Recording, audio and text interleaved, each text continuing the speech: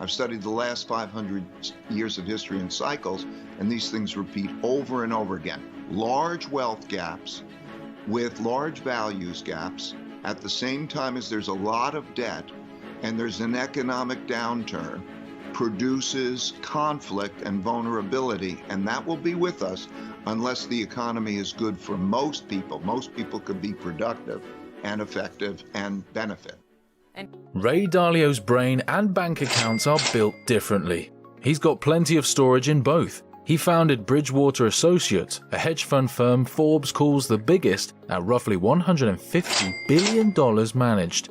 The firm's average return over almost 30 years has nearly doubled the S&P 500 average yearly return. Those handsome returns create a handsome net worth of $20.3 billion, placing Dalio in the top 100 richest billionaires rankings. When a big brain meets big money, that person sees big things happen before others do. Dalio foresees economic conditions worse than 2008, a year that will live in investment infamy. There's a lot of reasons Dalio lives in fear for 2021. My previous videos mentioned several prominent people from Buffett to Burry fearful over the very real possibility of inflation. Prices from the roof over our head to the food on our table is noticeably rising. Dalio recently explained in an interview that this could lead to an economy that's worse than 2008. So let's first hear it from Dalio, and then I can provide more context on how he is preparing for inflation. What I'm really concerned about is that 2008 represented what we have as a worse situation than 2008 now regarding the finances. So if you look at history and repeat over periods of time, there is the creation of money and debt to get buying power. But that is being produced by central banks that print that money because they can't finance the debt any other way. And that particular dynamic and the extension of it, which is repeated out in time, that if you like, I'll explain a little bit more of, that is the big concern. So there's a lot of money sloshing around, but if you think about it, the wave of financial assets, and we talk bonds and debt as alike, is believed to be, it gives buying power, but it's also believed to be that one could sell one's bonds and assets and buy goods and services with that, but the amount that exists out there that are claims is far greater than would be allowed to happen. So there's a financial situation which is deeply of concern to me, and to some extent it provides the liquidity for some of these things to happen.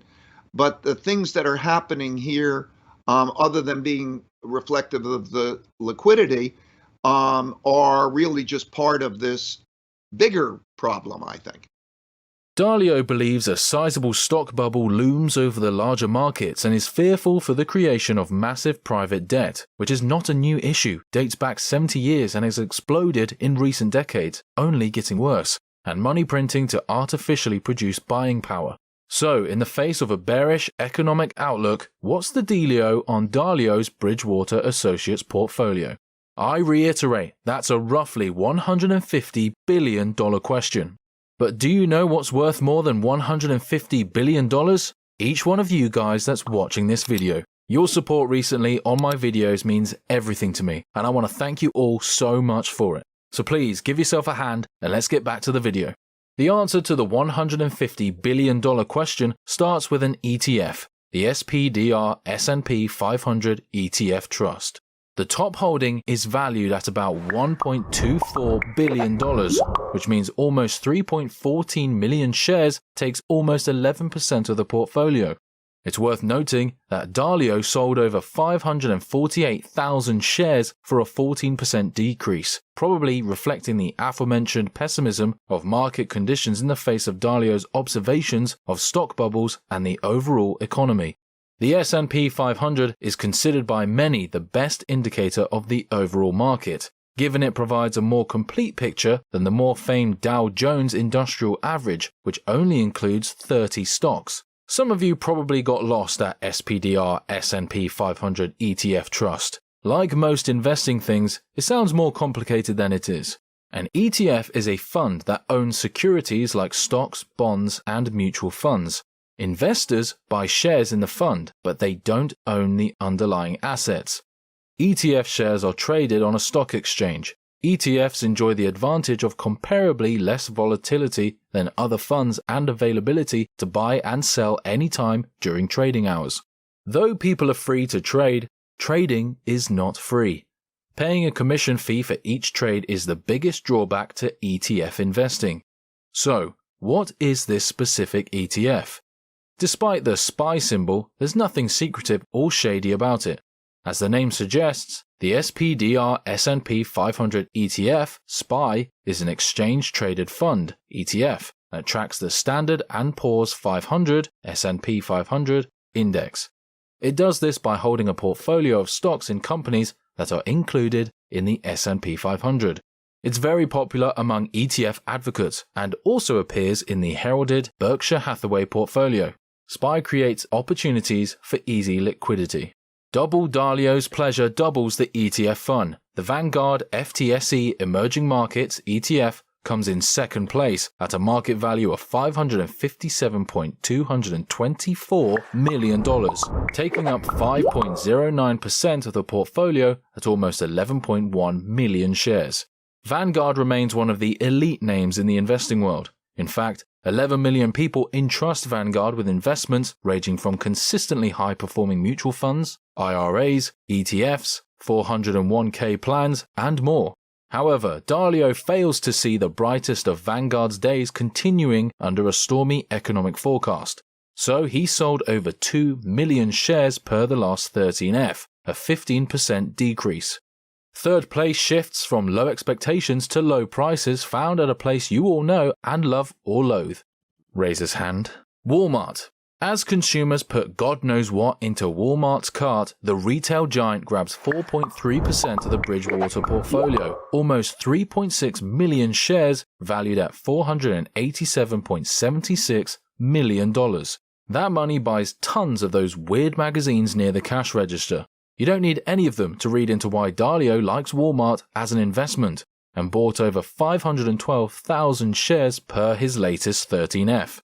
As more money circulates into the economy and ultimately consumers' pockets, alongside a stronger consumer confidence to physically shop at Walmart stores again as vaccines keep going strong, demand and ultimately sales revenue for Walmart will increase. Even if the economy turns as grim as Dalio predicts, Walmart's amazing achievements in economies of scale and scope, plus its strategy, allows it to outprice lesser competitors far less able to absorb business cycle downturns.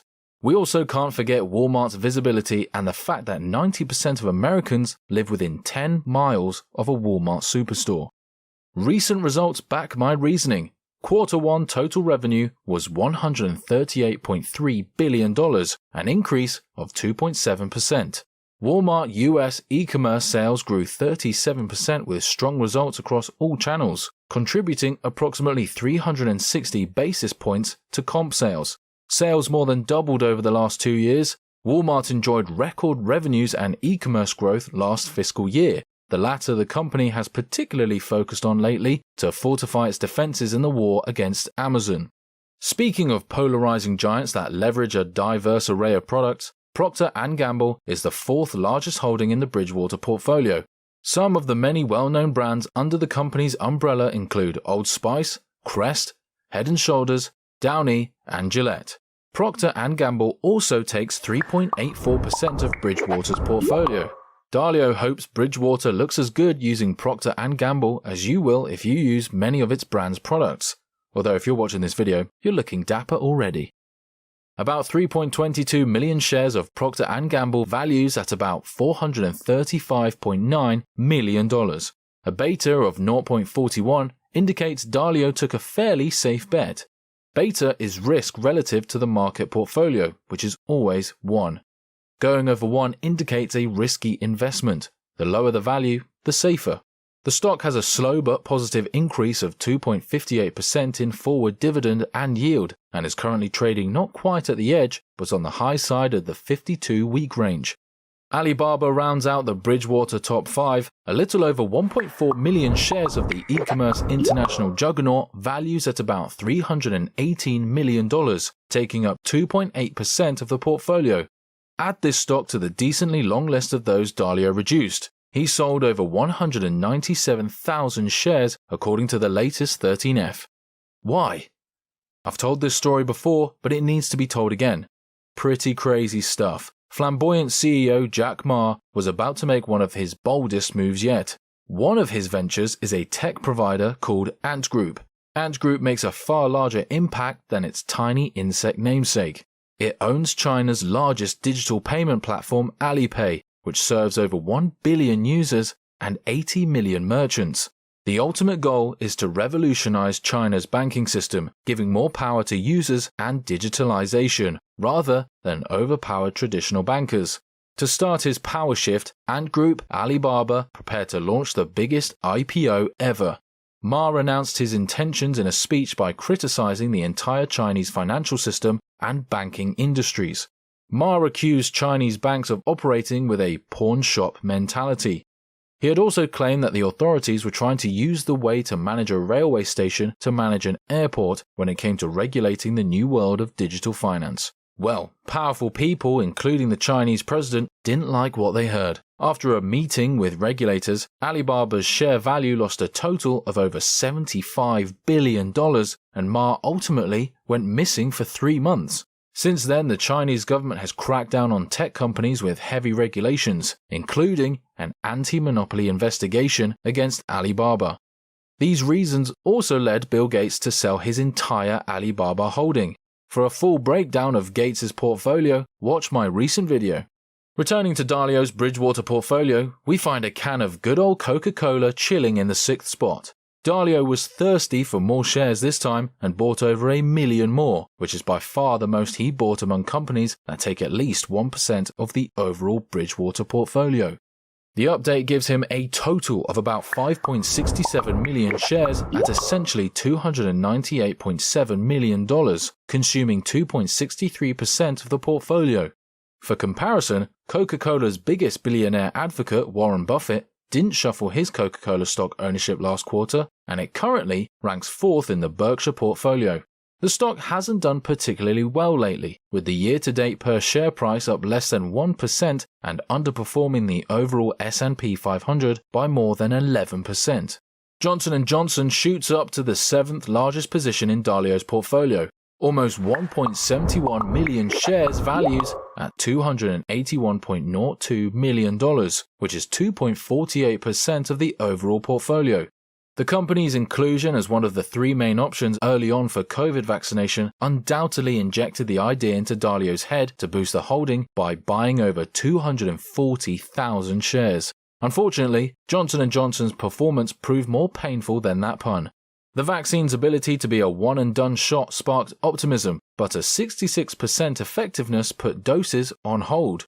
Fortunately for the company and Bridgewater's portfolio, the FDA and CDC recommended ending the pause in April.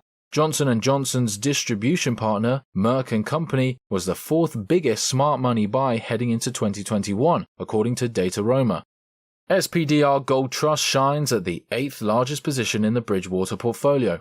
When I say the position shines, I mean that in more of a literal sense than figuratively. Though the portfolio retains about 1.73 million shares valued at $277.11 million, which is 2.44% of the portfolio, Dalio sold over 1.25 million shares of the stock, translating to a 41% decrease. Dalio also sold over 6.6 million shares of iShares Gold Trust. So it's clear Dalio isn't agreeable with the good as gold phrase right now and doesn't want to see that annoying Rosalind Gold Capital guy on his TV screen. SPDR Gold Trust is an investment trust. Co holds gold and from time to time issues SPDR Gold shares in baskets in exchange for deposits of gold and distributes gold in connection with redemptions of baskets. A basket equals a block of 100,000 shares. I don't know enough about this position to further analyze it, but I do know that gold is often regarded highly in times of inflation for its ability to hold value as the power of the dollar decreases, so I find this move very interesting. I know enough about gold to advise you it's unwise to trade any of it for drinks produced by Dalio's next biggest holding, PepsiCo. The ever-popular pop drinks up 2.23% of the portfolio at about 1.79 million shares, producing a market value of $252.98 million. Like PepsiCo, Dalio bought many more shares this time, 310,789 to be exact. Dalio likes his highly visible, high-sugar drinks this time around. The 10th and final position I'll be analysing in this portfolio video is the iShares Core MSCI Emerging Markets ETF. About 3.77 million shares translates to $242.53 million, which buys 2.14% of the portfolio. This position is trading very close to its 52-week high, but Dalio gave it a rough drop relative to his portfolio, selling over 1.6 million shares for the second largest negative change in share amount and percentage owned I've covered in this video. The reasoning correlates with Dalio's economic worries. When you're not bullish on the overall economy and its big players, you aren't going to look for emerging home runs that have a greater chance of striking out. The iShares Core MSCI Emerging Markets ETF is the younger, cheaper variation on BlackRock's flagship iShares MSCI Emerging Markets ETF. IEMG debuted in 2012 as part of the new ultra-low-cost iShares Core series, which was designed to attract buy and hold investors. So, you know what Dalio thinks of the economy, you know the current top 10 Bridgewater positions and what I think of them.